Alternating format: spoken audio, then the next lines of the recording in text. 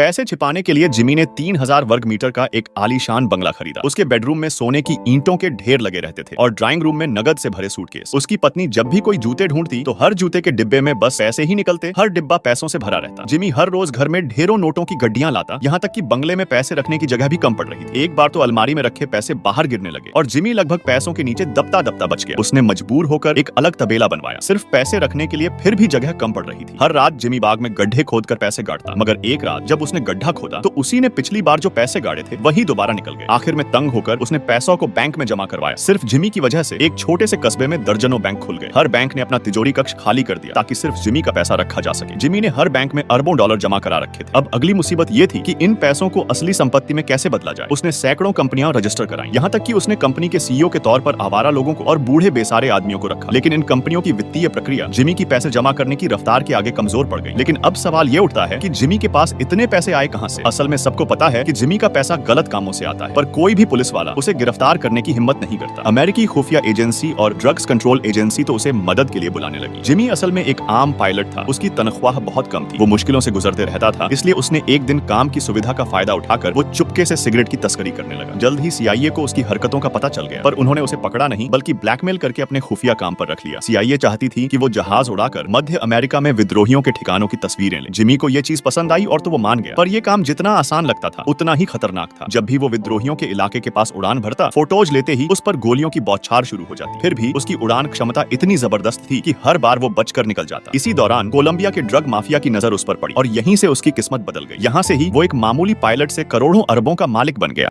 Subscribe कीजिए।